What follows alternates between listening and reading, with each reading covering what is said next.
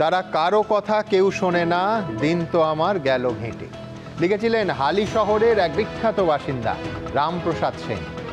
Police হেফাজতে তৃণমূল কর্মীর মৃত্যুর পর সেই হালি শহর গতকাল মমতা বন্দ্যোপাধ্যায় এবং আজকে শুভেন্দু অধিকারী সফরকে একেবারে তুঙ্গে উত্তেজনা। সেই নিয়েই প্রথম প্রশ্ন। হালি শহরে মমতা বন্দ্যোপাধ্যায়ের গাড়িতে হামলা। এর আগে সিপিএম ও তৃণমূল আমলেও বারবার আক্রান্ত হয়েছেন বিরোধী নেতা নেত্রীরা। মানুষের ভোটে জামানা তো বদলালো, কিন্তু বিরোধীদের ওপর হামলার এই কুৎসিত ট্র্যাডিশন কবে বন্ধ হবে? দ্বিতীয় প্রশ্ন। হেফাজতে মৃত্যু দিনের আলোর মতো স্পষ্ট। ম্যাজিস্ট্রেটের তত্ত্বাবধানে বিচার বিভাগীয় তদন্ত হবে। হালি শহর কাণ্ডে আইওকে সাসপেন্ড এবং আইসিকে ক্লোজ করে ঘোষণা মুখ্যমন্ত্রী। কিন্তু শেষ পর্যন্ত কি বদলাবে রাজ্যের রাজনৈতিক সংস্কৃতি? সব থেকে বড় প্রশ্ন এটাই। তৃতীয়, শুধু মুখ্যমন্ত্রী শুভেন্দু অধিকারীকে দোষ দিলে হবে না। প্রত্যক্ষ ইন্ধন রয়েছে প্রধানমন্ত্রী ও স্বরাষ্ট্রমন্ত্রী। মমতা বন্দ্যোপাধ্যায়ের গাড়িতে হামলা নিয়ে ইঙ্গিতপূর্ণ মন্তব্য অভিষেক বন্দ্যোপাধ্যায়। ভোটের পর থেকে নিশানা শুধু মুখ্যমন্ত্রীকেই। এখন কোন রহস্যে টার্গেট দিল্লি? চতুর্থ প্রশ্ন। হালি শহর কাণ্ডের প্রতিবাদ। বিধানসভায় কালীঘাট তৃণমূলের বিক্ষোভ কর্মসূচিতে সামিল ঋতব্রত শিবিরের তিনজন বিধায়ক। তবে কি মমতা বন্দ্যোপাধ্যায়ের গাড়িতে হামলা ইস্যুতে অ্যাডভান্টেজ কালীঘাট? পঞ্চম প্রশ্ন। হাতে হাতে ঘুরছে হামলাকারীদের ছবি। তাদের রাজনৈতিক পরিচয় নিয়ে তুঙ্গে তৃণমূল বিজেপি তরজা, অথচ 24 ঘন্টা পরেও গ্রেফতার শূন্য। Z+ ক্যাটেগরির ভিভিআইপির ওপর হামলার পরেও কোন অঙ্কে পুলিশের এই গড়িমসি? তবে শুরুতেই দেখাবো, গতকাল মমতা বন্দ্যোপাধ্যায়ের পর আজ হালি শহরে মৃত তৃণমূল কর্মীর বাড়িতে গেলেন মুখ্যমন্ত্রী শুভেন্দু অধিকারী। দেখুন।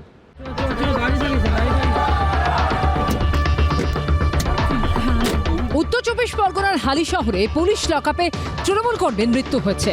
রবিবার তার বাড়িতে যাওয়ার পথে প্রাক্তন মুখ্যমন্ত্রী মমতা বন্দ্যোপাধ্যায়ের গাড়ি ঘিরে চলে বিক্ষোভ হামলা।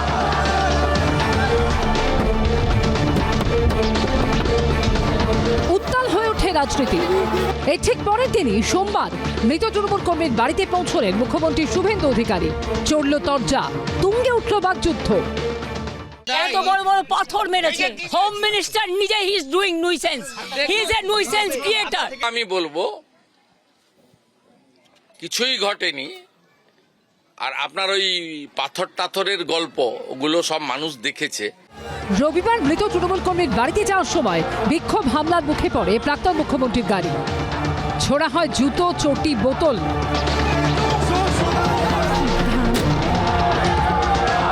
চোরের রানী চোর।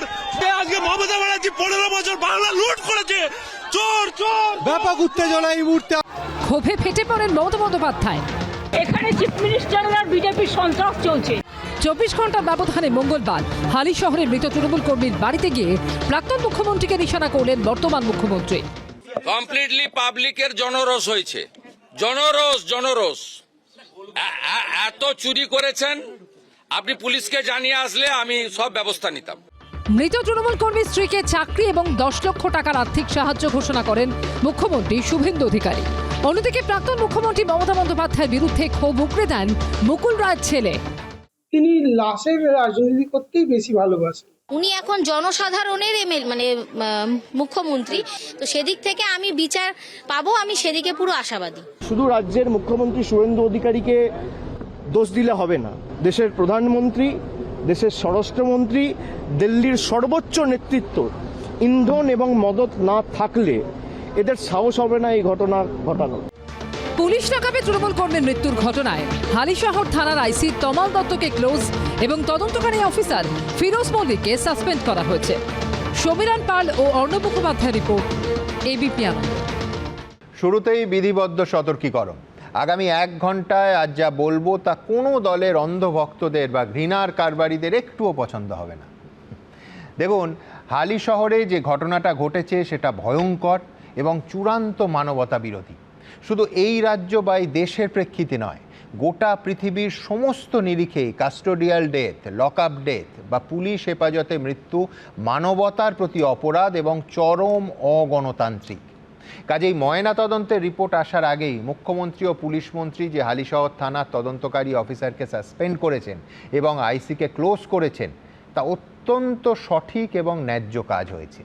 ঠিক যেমন বিরোধী নেত্রী হিসেবে মমতা বন্দ্যোপাধ্যায় ঘটনাস্থলে যাওয়াটা গতকাল অত্যন্ত সঠিক এবং ন্যায্য কাজ ছিল, একেবারে জোর গলায় বলছি। আর এই ন্যায্য কাজটা মুখ্যমন্ত্রী থাকার সময় মমতা বন্দ্যোপাধ্যায় বিরোধী দলের কোনো কর্মীর মৃত্যুতে একবারও করেননি, এটাও জোর গলাতেই বলছি। একই সঙ্গে বলছি, পুলিশের সামনে হামলার ঘটনাকে জনরোষ বলার প্রবণতা গণতন্ত্রে ভয়ঙ্কর, আগেও বলেছি, এখনও বলছি। দেখুন, বিরোধী নেতানেত্রীর কনভয় হামলা যে এ রাজ্যের একটা কুৎসিত রাজনৈতিক সংস্কৃতি হয়ে দাঁড়িয়েছে, এ কথা গত 20 বছরে, গত 21 বছরে, গত 2 দশকে বহুবার আমি বলেছি। বিরোধী দলনেতা থাকাকালীন 30 বার শুভেন্দু অধিকারীর কনভয় হামলা হয়েছে। গত বছর এই অগাস্ট মাসে কোচবিহারের খাগড়াবাড়িতে শুভেন্দু অধিকারীর কনভয়ে যে হামলা হয়, একাধিক গাড়ির কাঁচ পাথরে চুরমার হয়ে যায়। তখনও আমরা এই একই কথা বলেছিলাম রাজনৈতিক সংস্কৃতি নিয়ে, বলেছিলাম নগর পুড়লে দেবালয় কি এড়ায়? আজ দেখা যাচ্ছে এড়ায় না। দেখুন সেদিন কি বলেছিলাম। আমি বলছি, ব্যক্তির থেকে যদি আরও বড় ছবিটাকে করি, যে ধরুন এই কনভয় হামলা, কালো পতাকা, কনভয়কে আক্রমণ করা, বিরোধী দলনেতা বা যে কোনো রাজনীতিবিদকে আক্রমণ করা, আমি বলছি এতে পুলিশের অংশ তো অবশ্যই আছে, কিন্তু আরও বড় করে যেটা আছে সেটা হচ্ছে রাজনৈতিক সংস্কৃতি। আমি আরও বিস্তারিতভাবে কেন বারবার আমি রাজনৈতিক সংস্কৃতিতে জোর দিচ্ছি, কিভাবে বছরের পর বছর ধরে এই খারাপ রাজনৈতিক সংস্কৃতি জাঁকিয়ে বসেছে আমাদের এই রাজ্যে, তাতে আসবো। কিন্তু তার আগে পুলিশের ভূমিকা আবার বলছি, যে যেহেতু ঘোষিত কর্মসূচি এবং নির্দিষ্ট করে দিয়েছে আদালত রুট, শুধু তাই নয়, কজন এসপির সঙ্গে দেখা করতে পারবেন, যে শুভেন্দু অধিকারী ছাড়া আর মাত্র 4 জন, অর্থাৎ শুভেন্দু অধিকারীকে নিয়ে মাত্র 5 জন দেখা করতে পারবেন, এটাও আদালতের নির্দিষ্ট করা।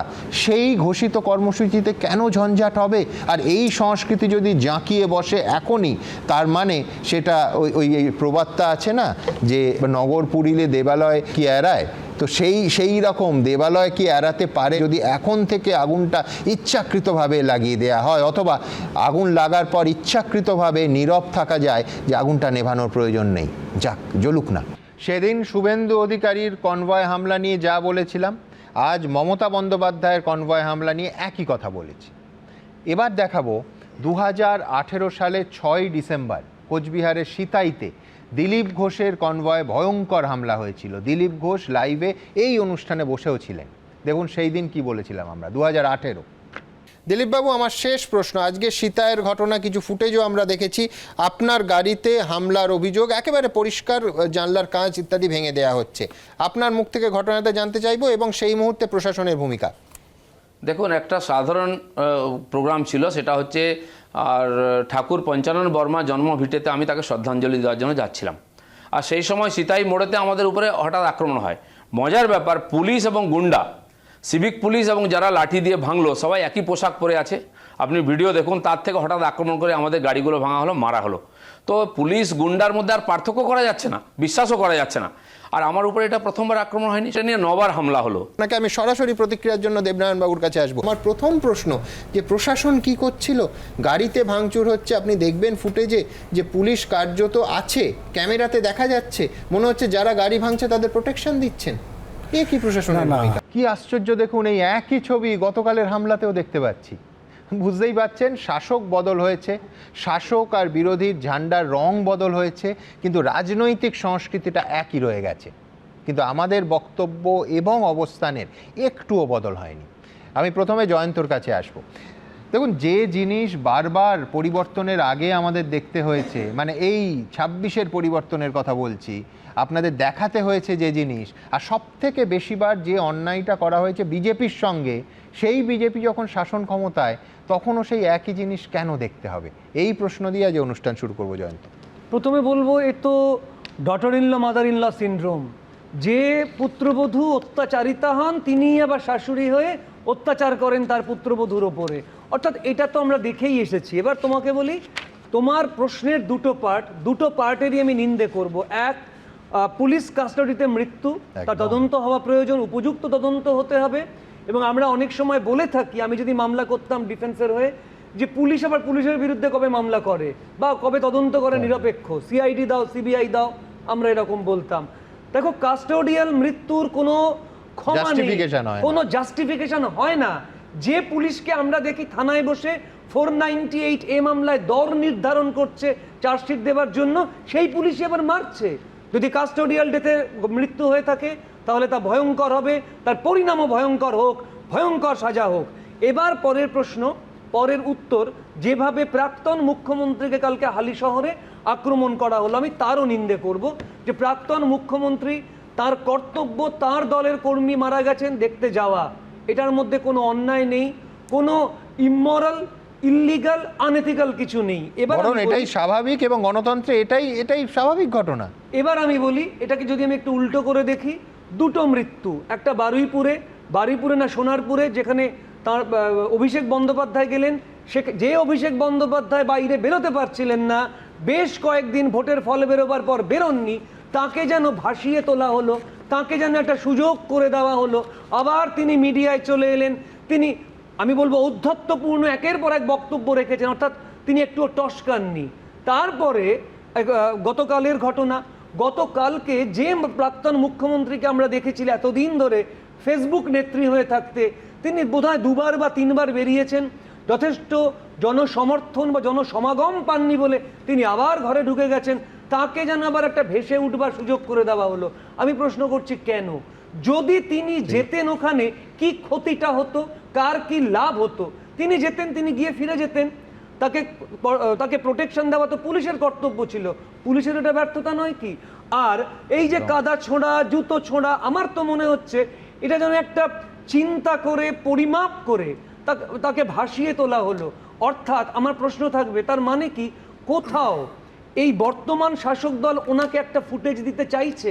তুমি ভেবে দেখো, গতকালের পর থেকে শুধু তোমার চ্যানেল নয়, সমস্ত চ্যানেলের প্রাইম টাইমে এই আলোচনাটা কি হবার দরকার ছিল? এই আলোচনাটা হতো যদি উনি ওই বাড়িতে গিয়ে দেখা করে ফিরে আসতেন, হতো না। তার কারণ কিছু বলার মতো কিছু হতো না, কিন্তু হয়েছে এবং উনি ভেসে উঠেছেন। এটা কি ওনাকে সুযোগ করে দেওয়া হলো না? দেখো, তুমি যে সংস্কৃতির কথা বলছিলে, এই জনরোষের তত্ত্ব কিন্তু শাসকের তত্ত্ব, এই তত্ত্ব শাসক বারবার দেন। আমি বুদ্ধদেব ভট্টাচার্যের সময়ের কথা বলছি, তার গাড়ি মাইন দিয়ে উড়িয়ে দেওয়ার চেষ্টা হয়েছিল, তারপর দিলীপ ঘোষ, জেপি নাড্ডা, শুভেন্দু অধিকারী, শেষ ভয়ঙ্করতম একটা ঘটনা মোথাবাড়িটা যেন আমরা ভুলে না যাই, যেখানে বিচারকদের তাড়া করা হয়েছিল, বিচারকদের আক্রমণ করা হয়েছিল। তুমি তোমার চ্যানেলে রাত 3টে অবধি তো আমিই দেখেছি, তুমি এক নাগারে প্রচার দেখিয়ে যাচ্ছিলে। প্রশ্ন হলো, এই বিক্ষোভ আমার মনে হয়েছে সংগঠিত, স্বতঃস্ফূর্ত নয়। পেছনে কারা আছেন তা আমি জানি না, পেছনে কারা আছেন নিশ্চয়ই পুলিশ বের করবে। গণতন্ত্র তো এরকম হওয়া উচিত ছিল যে যার দলের কর্মী মারা গেছেন, তিনি প্রাক্তন হন বা ভবিষ্যতের হন, যিনিই হন, তিনি যাবেন, দেখা করে চলে আসবেন। কিন্তু তা তো হলো না। বিরোধীরা রাজনৈতিক কর্মকাণ্ড করবেন, এটাই তো স্বাভাবিক, বিরোধীদের তো একটা স্পেস দিতে হবে। গত 15 বছর ধরে তোমার এখানে আমরা বলে গেছি যে বিরোধী স্বরকে দাবিয়ে দেওয়া হচ্ছে, যার জন্য এটাও বলেছি যে তৃণমূলের ভেতর থেকে বিরোধী স্বর উঠেছিল। আমি তখন বলেছিলাম এটাই তো গণতন্ত্র, যেখানে বিরোধীদের, আমি তোমার আর্কাইভে রয়েছে, অনুব্রত মণ্ডল ঠোঁটে হাত দিয়ে মঞ্চে পায়চারি করছেন, মমতা বন্দ্যোপাধ্যায় মঞ্চে পায়চারি করছেন, মানে বিরোধীরা কথা বলবে না, 10 বছর চুপ করে থাকো, যার ফলে তার তৃণমূলটা ভাঙলো। এখানে আমার সেটাই কথা যে বিরোধীরা রাজনৈতিক কর্মকাণ্ড করবেন, এটাই স্বাভাবিক। আমি ব্যক্তিগতভাবে মনে করি তৃণমূলের হাতে অস্ত্রটা তুলে দিল এই বিজেপি। বারুইপুরে এবং গতকালকে তৃণমূলকে প্রাসঙ্গিক করে দিয়েছে বিজেপি। আমি জানি না, আজকে আমি অর্জুন সিং এর একটা পোস্ট দেখলাম, সেখানে অবশ্য তিনি বলেছেন যে তৃণমূলের লোককে কাদা ছুঁড়ছে, সেই ছবিও পোস্ট হয়েছে, আমি দেখাবো। কিন্তু আমি তোমাকে একটা কথা বলি, এই লাশের রাজনীতি কি আমরা আগে দেখিনি? এই লাশের রাজনীতিকে আমরা শালকু সোরেনকে দেখিনি? 4 দিন শালকু সোরেনের মৃতদেহ পড়েছিল, কেউ তার কাছে যেতে পারেনি, মমতা বন্দ্যোপাধ্যায়রা ডেড বডি তুলতে দেননি। তাপসী মালিককে দেখিনি, 21শে জুলাই শহীদদের লাশের রাজনীতি দেখিনি। এইবারও এই 21শে জুলাইতেও ইউনিক ঘটনা দেখেছি, 3টে রাজনৈতিক দল, কংগ্রেস, ভালো তৃণমূল, কালীঘাট তৃণমূল, মানে আমি কালো তৃণমূল বেরিয়ে যাচ্ছিল, কালীঘাট তৃণমূল, তারা রাজনীতি করছিলেন না। এটা কি লাশের রাজনীতি ছিল না? অর্থাৎ লাশের রাজনীতি সবাই করেন এবং এটাই পশ্চিমবাংলার সংস্কৃতি। আর একটা কথা বলে আমি শেষ করব, পুলিশের ভূমিকা নিয়ে বলতে গেলে, পুলিশ যেমন এদের প্রোটেকশন দিতে পারলো না, তেমনি পুলিশ কাস্টোডিয়াল মৃত্যুর জন্য দায়ী, ঠিক তেমনি এই জনরোষ বলে যখন পুলিশ ওই কোমরে দড়ি বেঁধে হাফ প্যান্ট পরিয়ে রাস্তায় হাঁটাচ্ছেন, এটারও কিন্তু বিরোধিতা করতে হবে। এটা কিন্তু না গণতন্ত্র না আইন। আইনে কোথাও বলা নেই একজন অভিযুক্তকে কোমরে দড়ি পরিয়ে আপনি ডিম মারার সুযোগ করে দিচ্ছেন। একদম, এবং পুনর্নির্মাণ বলে সেই অজুহাতে। ধন্যবাদ জয়ন্ত। আমি এখান থেকে জয়ন্তর একটা বাক্য তুলে নেব। জয়ন্ত বলল যে মমতা বন্দ্যোপাধ্যায় অত্যন্ত স্বাভাবিক ঘটনা যে তার তৃণমূল কর্মীর মৃত্যু হয়েছে, তিনি গেছেন।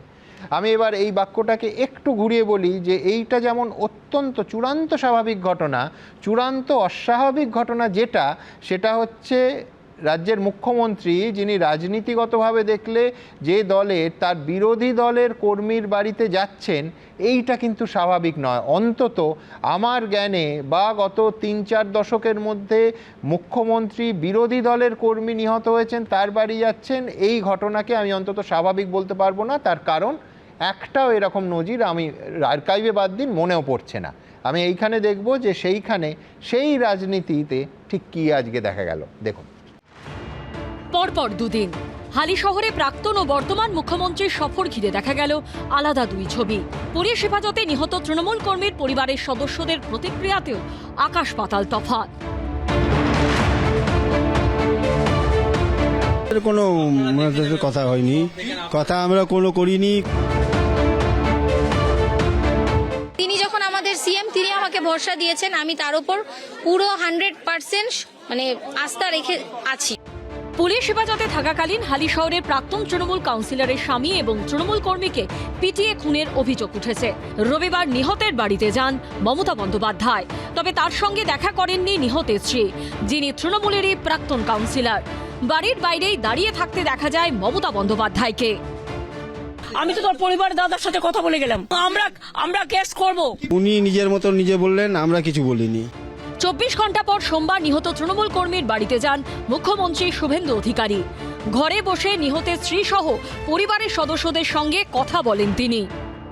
গতকাল প্রাক্তন মুখ্যমন্ত্রী এসেছিলেন, সেখানেও ওনারা বাড়ির লোকেরা দেখা তো করেনি। ওনার দাদা শুধু বলেছিলেন যে আমি বিচার চাই। উনি যেহেতু আমাদের সিএম, উনি আমাকে আশ্বাস দিয়েছেন যে উনি আমার বাচ্চাদের ভবিষ্যৎ এবং আমাকে সেই রাস্তা উনি করে দেবেন। উনি আমাকে দিলে আমি মাথা পেতে নেব। আমি ও স্ত্রীকে আমার অ্যাটেন্ডেন্ট হিসেবে চাকরি দিলাম। 12 মাস কমপ্লিট হলে গ্রুপ ডিতে পার্মানেন্ট হয়ে যায়। তো আমি চিফ মিনিস্টার রিলিফ ফান্ড থেকে 10 লক্ষ টাকার একটি চেক ওনার মিসেসকে দিয়েছি। হালিশহরে দাঁড়িয়ে মমতা বন্দ্যোপাধ্যায়কে কার্যত রাজধর্মের পাথর দেন মুখ্যমন্ত্রী শুভেন্দু অধিকারী।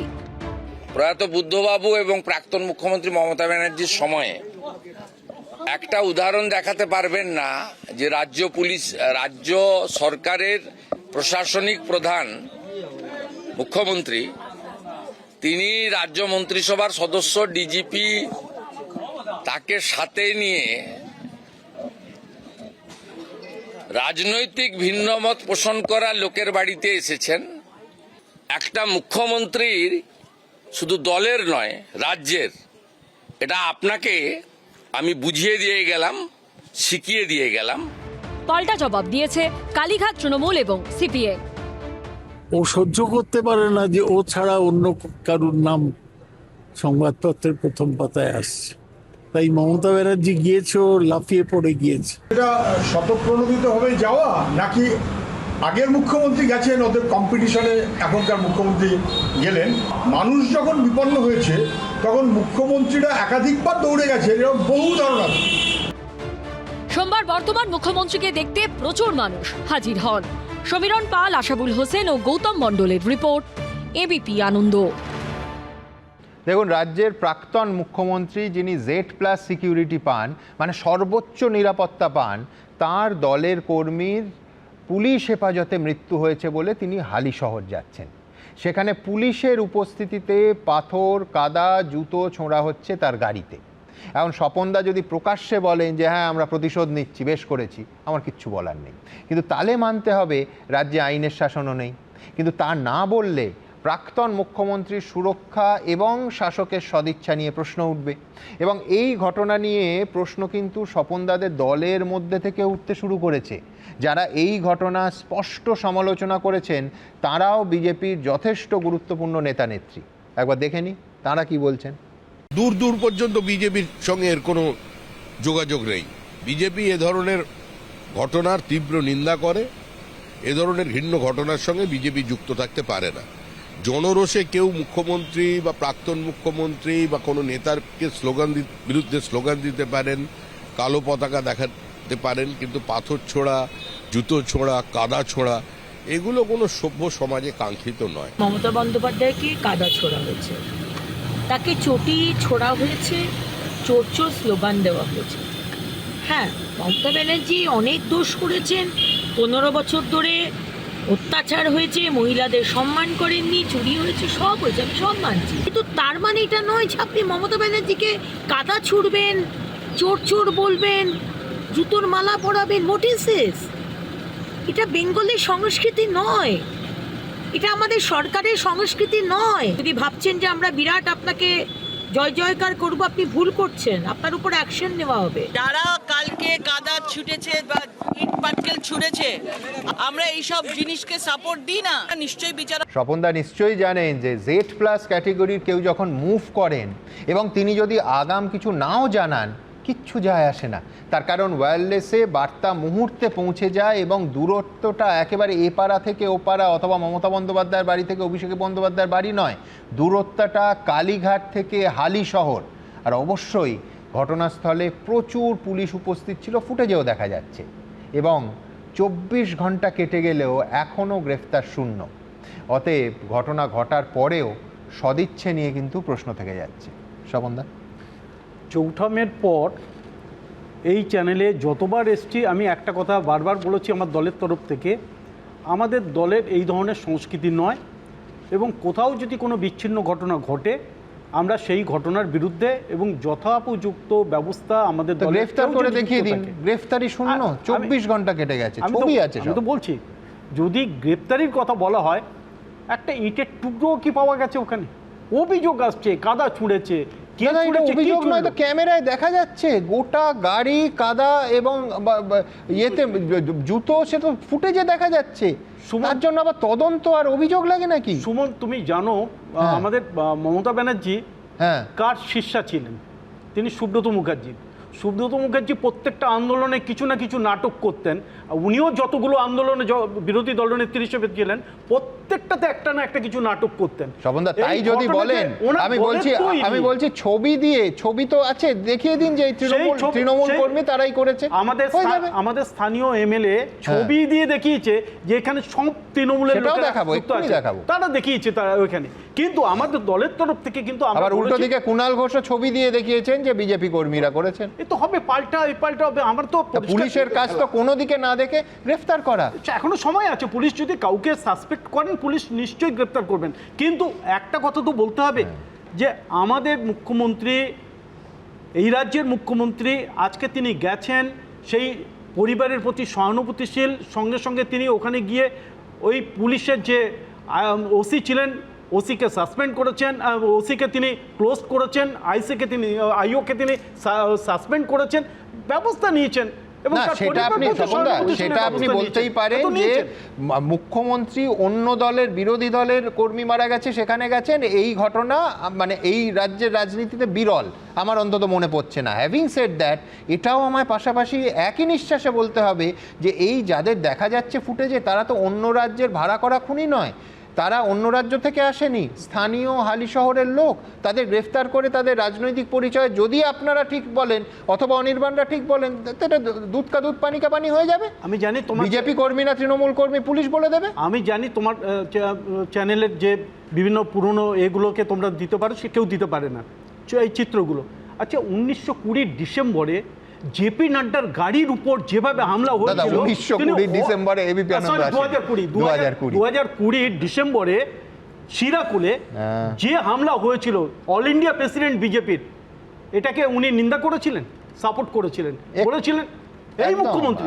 আমি এক্ষুনি সেটা দেখাবো, আমি সেটা দেখাবো 2025। আমি বলছি দাদা, মমতা বন্দ্যোপাধ্যায়, অভিষেক বন্দ্যোপাধ্যায় সেদিন সঠিক কাজ করেননি বলেই তো 26-এ 207টা আসন পেয়ে আপনারা ক্ষমতায় এলেন। তো ওদের জুতোয় পা গলাবেন কেন? আমরা গলাচ্ছি না, আমাদের দলের সভাপতি নিন্দা করেছেন, সাধারণ সম্পাদিকা নিন্দা করেছেন, আমাদের দলের তরফ থেকে যতটুকু নিন্দা করার প্রত্যেকটা নিন্দা করা হচ্ছে। এই ধরনের ঘটনা আমাদের কাম্য নয়।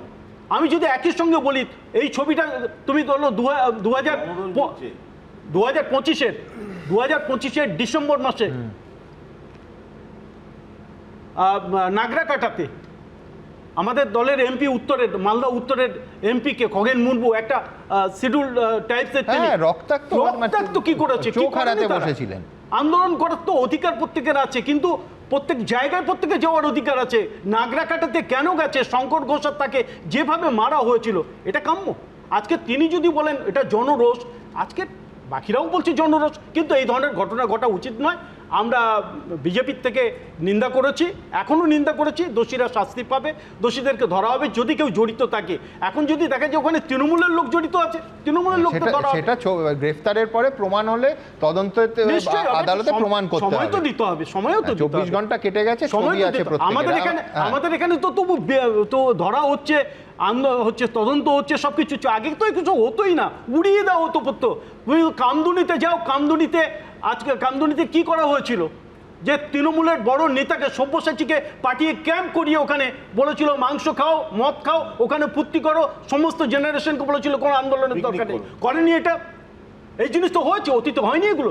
আজকে কি বিজেপির আমলে একটা ঘটনা কেউ বলতে পারবে? অতীতে হয়েছে বলেই তো তার রিপিট মানুষ আর দেখতে চান না। আজকে তোমরা তো প্রত্যেকে দেখাচ্ছ, আজকে যে দেখানোর যে জিনিসটা চলছে, এখানে আলোচনা করার যে সুযোগটা আমরা পাচ্ছি, এই সুযোগগুলোও তো তখন কেড়ে নেওয়া হয়েছিল। না, এসব হবে না, হতে পারে না, এগুলোও তো হয়েছে। এটা আমি বলছি যে আলোচনা এবং তীক্ষ্ণ সমালোচনা সেদিনও করেছিলাম, আজকেও করেছিলাম, কোনো অসুবিধা নেই। আশা করি ভবিষ্যতে অসুবিধা হবে না, অন্তত এইটুকু গণতন্ত্র পশ্চিমবঙ্গে থাকবে। হ্যাভিং সেড দ্যাট, স্বপনদা যে অংশটা বলেছিলেন সেটা ডেফিনেটলি হয়েছিল জেপি নাড্ডার কনভয়ে যখন ডায়মন্ড হারবারে হামলা হলো। আমি সেই প্রসঙ্গে আসবো, কিন্তু তার আগে দেখাতে হবে এই লোকগুলো কারা। সোজা কথা, বিজেপির লোক হতে পারে, সিপিএমের লোক হতে পারে, কংগ্রেসের লোক হতে পারে, তৃণমূলের লোক হতে পারে। তাদের গ্রেফতার করে তাদের রাজনৈতিক পরিচয় বার করা এবং আদালতে সেটা এস্টাবলিশ করার দায়িত্ব যাদের, তারা কিন্তু এখনো পর্যন্ত খাতায়, মানে একেবারে গ্রেফতারির খাতায় যে সংখ্যাটা বড় করে দেখা যাচ্ছে সেটা হচ্ছে 0, বিগ 0। সুতরাং সেইটা নিয়ে আমাদের প্রশ্ন থাকবে। আপাতত দেখব যে এই রাজনৈতিক পরিচয় নিয়ে চাপানুতর, সেইটা নিয়ে একটা প্রতিবেদন। কে কি বলছেন, এরা কারা? মমতা বন্দ্যোপাধ্যায়ের গাড়ি ঘিরে বিক্ষোভের এই ছবি ঘিরেই রাজনীতিতে ঝড়। কাদা, জুতো, বোতল ছুড়ল কারা? তৃণমূলের দাবি বিজেপির দাবি তৃণমূলেরই লোকজন এটা করেছে।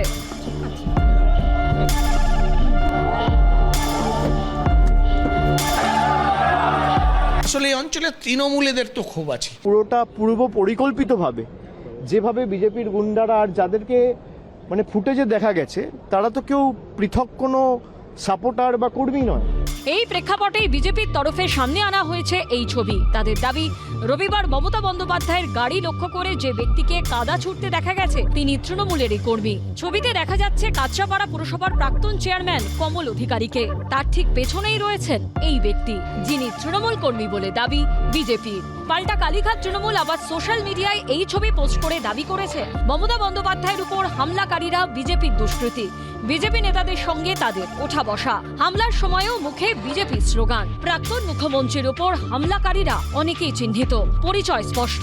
এরা কোন এলাকার কোন নেতার সঙ্গে থাকে অঞ্চলের সবার জানা। কেন তাদের গ্রেপ্তার করা হচ্ছে না?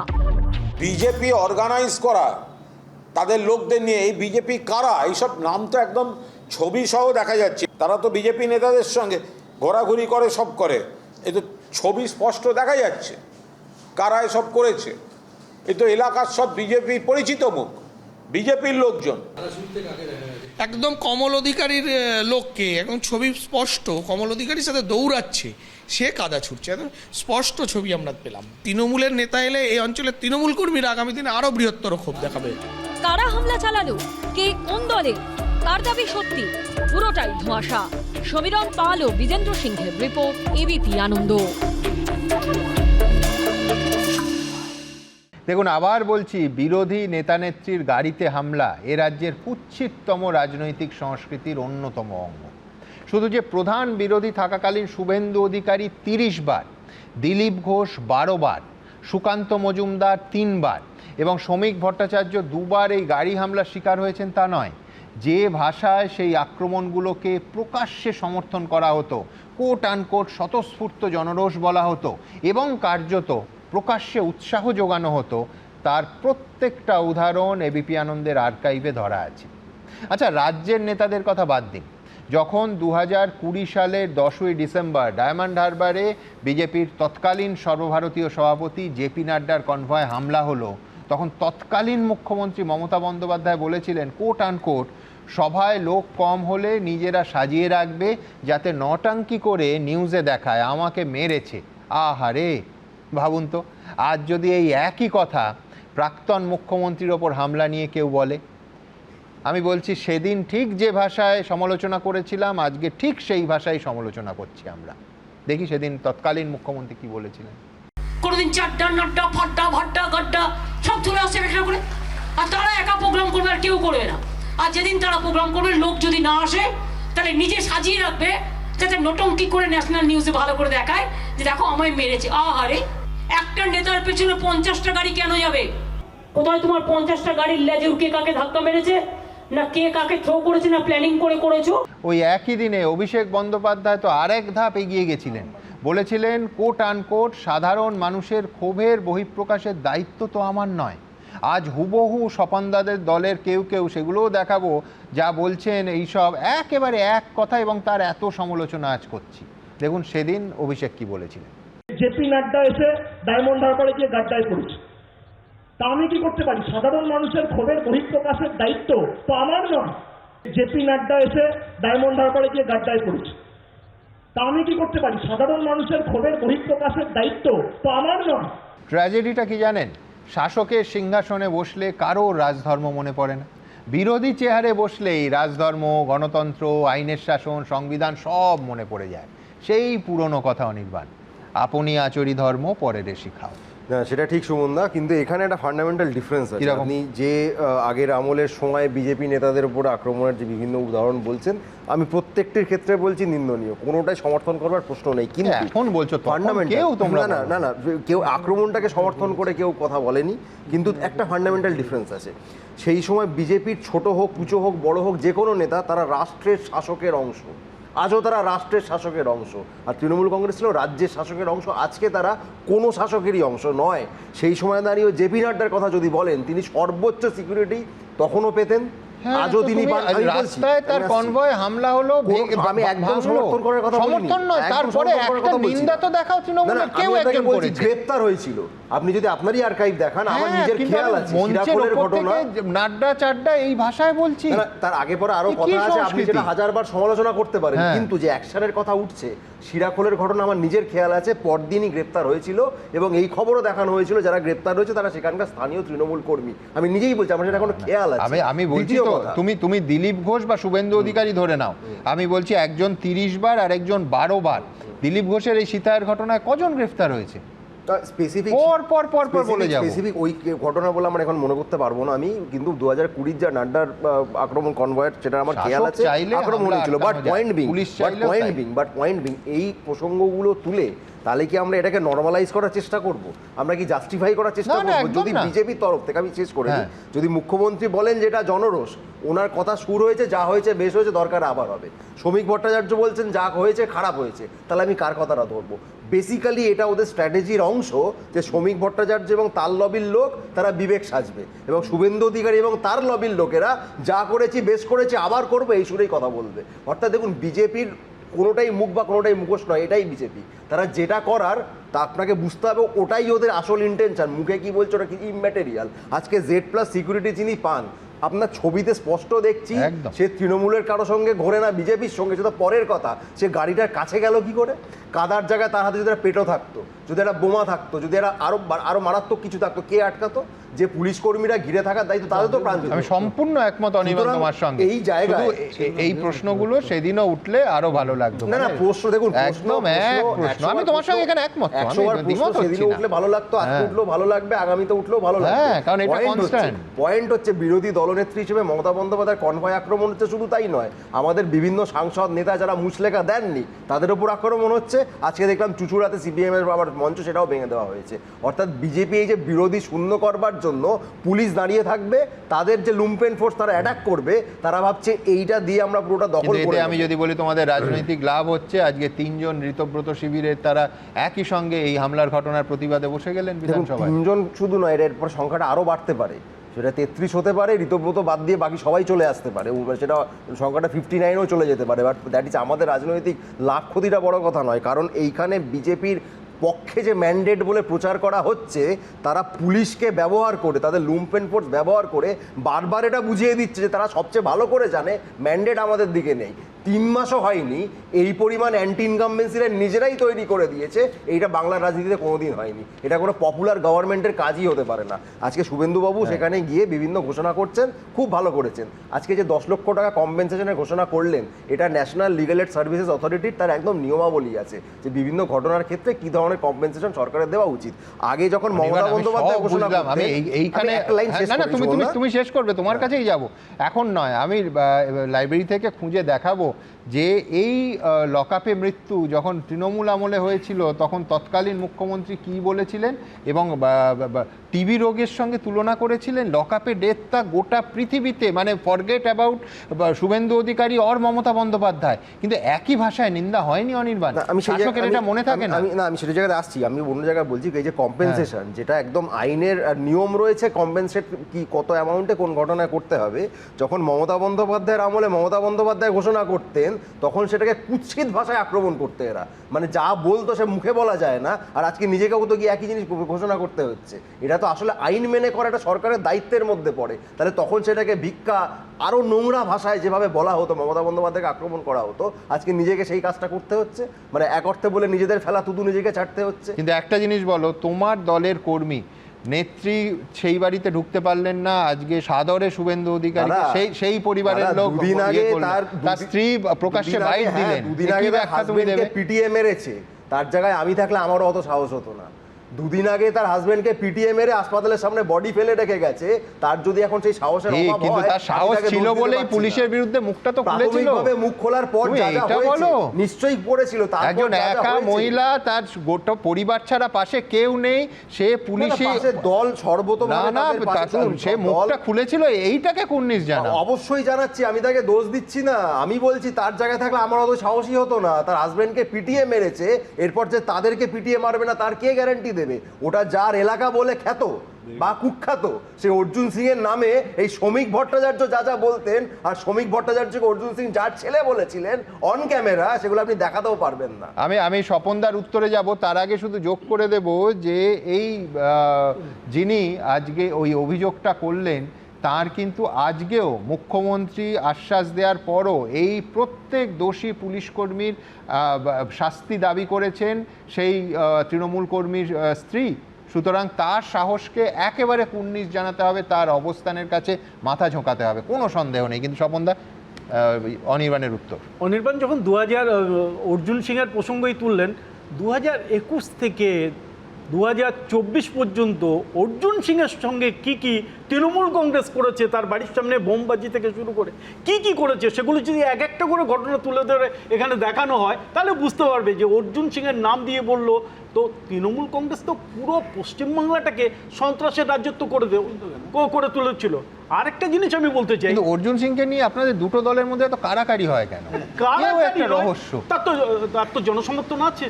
দেখুন, আমার একটা দৃশ্য মনে পড়ছে, মমতা বন্দ্যোপাধ্যায় প্রেস কনফারেন্স করছেন, অর্জুন কোথায় গেলেন? অর্জুন সোজা এয়ারপোর্টের দিকে বিজেপিতে জয়েন করলেন। আমি বলছি, কিন্তু আমি বলছি চাহিদার দিক থেকে যদি আমায় বিচার করতে হয় 100 দিতে হবে। বাবু সম্বন্ধে স্বপন দান আপনি ফাল্গুনী পাত্র রিয়াকশন নেবেন, আপনি ফাল্গুনী পাত্র অর্জুন বাবুকে নিয়ে আজকের দিনে দাঁড়িয়ে কি বলে আপনি রিয়াকশন নিয়ে দেখুন একবার। আমি তো ফাল্গুনী পাত্র রিয়াকশন ওর কানে কানে দিয়ে গেছে, আমি তো না না না টিভিতে আছে, দাদা টিভিতে আছে। অর্জুন সিং যখন বিজেপির হয়ে ক্যান্ডিডেট তখন ফাল্গুনীদি টিভিতে যা বলেছে সেটা যদি আপনি এখন চালানো যেত অন্য চ্যানেল যদিও। আমি যখন বিজেপিতে থাকবো আমি তার বিরোধিতা করব, যখন আমার দলে আসবে। আরে না না অর্জুন সিং বিজেপিতে ফাল্গুনী পাত্র, কিন্তু তৃণমূল থেকে এলে আপনার কোনো আপত্তি নেই।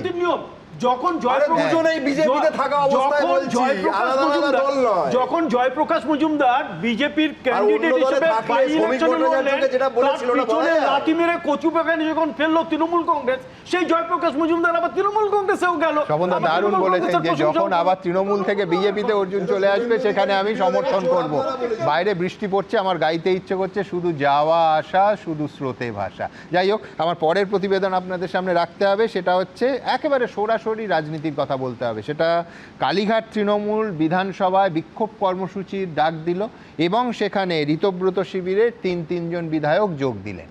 দেখুন।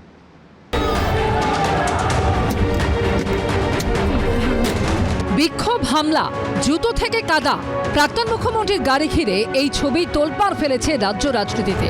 শুরু হয়েছে কথার লড়াই। वो क्या बोलता है कादा बांग्ला में, उसमें कोई मर जाता है। এত সুন্দরভাবে মিথ্যে কথাগুলোকে বলে না, সবাই মনে করে সত্যি কথা বলছি। কি সুন্দরভাবে মিথ্যে কথা বলে। কালকে তো আমরা দেখিয়ে দিয়েছি কিভাবে পাথর ছুঁড়েছে। মমতা বন্দ্যোপাধ্যায়ের গাড়ি ঘিরে বিক্ষোভের প্রতিবাদে সোমবার বিধানসভা চত্বরে বিক্ষোভ দেখায় কালীঘাট তৃণমূল শিবির।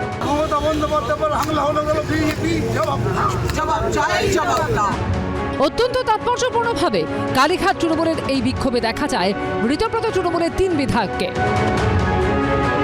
গুন্ডা দিয়ে পাথর মেরে মমতা ব্যানার্জিকে দমন করা যায়নি, যাবে না, যায়নি, যাবে না। মমতা ব্যানার্জির নেতৃত্বে তৃণমূল কংগ্রেস লড়ছে।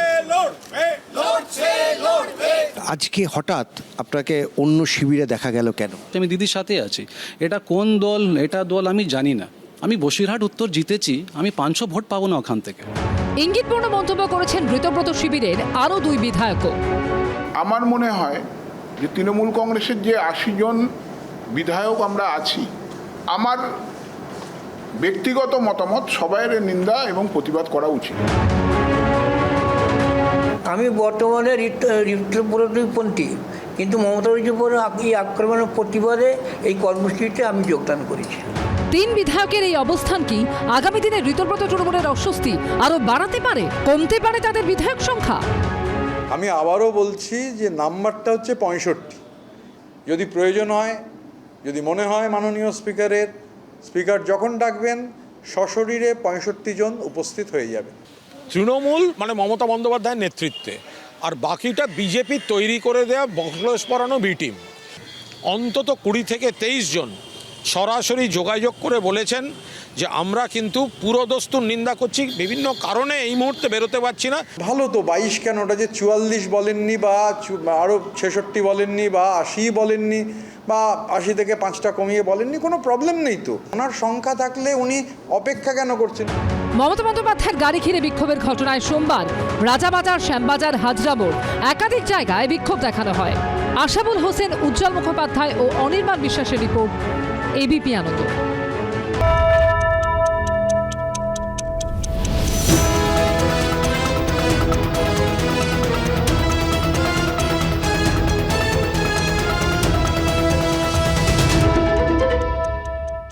এবিপি আনন্দ, এগিয়ে থাকে, এগিয়ে রাখে।